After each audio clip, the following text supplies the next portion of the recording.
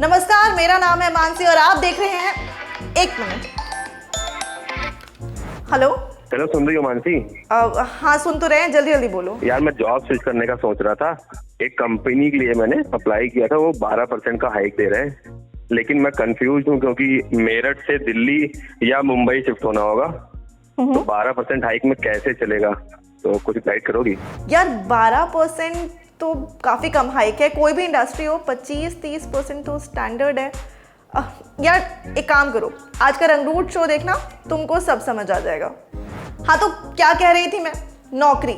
देश के युवाओं की आधी जिंदगी या तो नौकरी ढूंढने में बीत रही है या फिर करने में। नौकरी ढूंढना भी कोई हंसी खेल नहीं है। आज हम नौकरी के लिए सिलेक्ट होने के बाद और ज्वाइन करने के पहले के स्टेप पर बात करेंगे। नमस्कार, मेरा नाम है मानसी और आप देखना शुरू कर चुके हैं रंगरूट शो।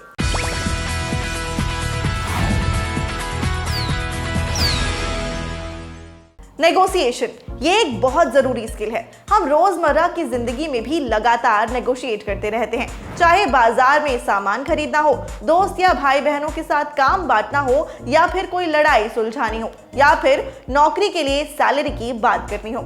जब नौकरी लगती है और सैलरी नेगोशिएशन की बारी आती है तो कई तरह के विचार दिमाग में चल रहे होते हैं। इस बीच ये भी डर लगता है कि कहीं ज्यादा कोट कर दिया और नौकरी हाथ से चली गई तो सबसे पहली टिप तो यही है कि अगर आप पहले से किसी नौकरी में हैं तो रेजिग्नेशन तब तक ना डालें जब तक दूसरी नौकरी का ऑफर लेटर आपके हाथ में ना हो और उस ऑफर लेटर में आपकी कोट की गई सैलरी लिखी हो, ताकि अगर बात ना भी बने तो दिक्कत ना हो। ये बात काफी बेसिक सी लगती है, पर ये गलती काफी लोग करते हैं, खासकर अपने करियर के शुरुआती फेज में। इस बात को फिर से दोहरा देती हूँ, सुखी रहने का एक ही मंत्र है, जब तक हाथ में ऑफर लेटर ना हो पुरानी नौकरी ना छोड़ें और ना छोड़ें। सैलरी नेगोशिएशन एक ट्रिकी बिजनेस हो सकता है, इसलिए एचआर से बात करने के पहले खुद से बात करना जरूरी है। नेगोशिएशन से पहले खुद से पूछिए कि आपके खर्चों के हिसाब से आप कितनी सैलरी चाहते हैं। आपकी क्रेडिबिलिटी और एक्सपीरियंस के हिसाब से आपको कितना हाइक मिलना चाहिए। क्या पोजीशन और कंपनी इतनी बेहतर है कि आप सैलरी में थोड़ा बहुत कॉम्प्रोमाइज कर सकते हैं। ईएमआई, लोन की किश्तें और महीने का खर्च, सब कुछ जोड़कर कितना खर्च होगा और सेविंग्स कितनी। नौकरी के लिए किसी मेट्रो सिटी शिफ्ट होंगे तो खर्च बढ़ेंगे, इस पॉइंट को भी ध्यान में रखकर सोचिएगा। साथ ही ये भी देखिए कि आप कहीं बहुत जल्दी स्विच तो नहीं कर रहे हैं। ऐसा ना दिखे कि 6 महीने में तीसरी नौकरी स्विच कर रहे हो। ये बात आपके ही आर्गुमेंट को कमजोर करेगी। इन तमाम पॉइंट्स पर खुद से और अपने करियर मेंटर्स के साथ चर्चा करने के बाद अपने लिए एक मैक्सिमम और एक मिनिमम अमाउंट तय कर लीजिए। इससे आपके लिए एक्सेप्टेबल अमाउंट के लिए एक विंडो तैयार हो जाएगी। इसके बाद एचआर से बात करते हुए आप मैक्सिमम अमाउंट कोट करिएगा। सैलरी नेगोशिएशन के समय आपको एक्सपेक्ट किए गए अमाउंट को जस्टिफाई भी करना होगा। इसे आप अपनी स्किल्स, एक्सपीरियंस और क्रेडिबिलिटी के जरिए जस्टिफाई करेंगे। यहाँ बात काफी लॉजिकल होगी। आप ये नहीं कह सकते कि मेरे दोस्त को इतना मिल रहा है तो मुझे भी मिलना चाहिए, या फिर मेरे साथ नौकरी शुरू करने वालों की सैलरी इतनी ज्यादा हो गई है और मेरी इतनी ही रह गई।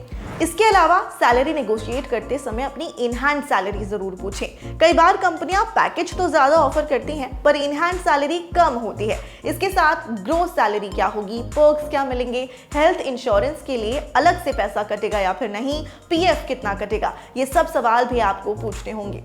और हाँ, आपको ये भी प्लान करना होगा कि आपसे क्या क्या सवाल किए जा सकते हैं और उनके जवाब भी तैयार रखने होंगे। जैसे अपनी कंपनी और अपनी प्रोफाइल पर रिसर्च करिए। यदि रिक्रूटर को लगे कि आप उनकी कंपनी को समझते हैं तो ये आपको एक स्ट्रॉन्ग कैंडिडेट के तौर पर उभारता है। कई बार आपकी एचआर से बात वर्बली होगी, उस समय ये सुनिश्चित करिए कि जो भी बात हुई है उसे आप मेल पर कंफर्म करें। वैसे कई एक्सपर्ट्स कहते हैं कि नौकरी स्विच करने पर 30% हाइक लगभग हर इंडस्ट्री में स्टैंडर्ड है, पर इसका कोई थंब रूल नहीं है। ये कंपनी की फाइनेंशियल स्थिति, मार्केट की स्थिति और आपके जॉब प्रोफाइल के कंपटीशन पर भी काफी कुछ डिपेंड करता है। देखिए, कॉन्फिडेंट रहिए। यदि आप सैलरी नेगोशिएशन के स्टेप तक पहुंच ही चुके हैं तो मतलब आप उन्हें अपनी क्रेडिबिलिटी साबित कर चुके हैं। प्रैक्टिकल होकर 2 बातें याद रखिएगा। पहले ये कि वो लोगों को हायर करने के लिए ही बैठे हैं, सिर्फ रिजेक्ट करने के लिए नहीं।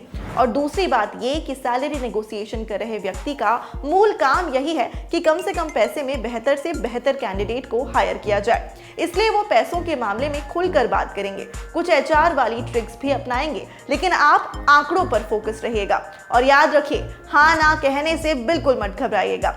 अगर आपको लगता है कि आपको आपकी योग्यता से कम पैसा मिल रहा है और शायद आगे आपको इससे बेहतर ऑफर मिल सकता है, तो आप ना कह सकते हैं। पर ऑफर टर्न डाउन करते समय भी आपको काफी पोलाइट रहना होगा और बेहद डाउन टू अर्थ अंदाज में बात करना होगा। ये काफी जरूरी है। तो अगली बार जब नौकरी मिले और सैलरी नेगोशिएशन की बारी आए तो ये टिप्स जरूर याद रखिएगा। आज रंगरूट शो में इतना ही। आपका सैलरी नेगोशिएशन का क्या एक्सपीरियंस रहा है, हमें कमेंट बॉक्स में बताइएगा। शुक्रिया, देखते रहिए रंगरूट।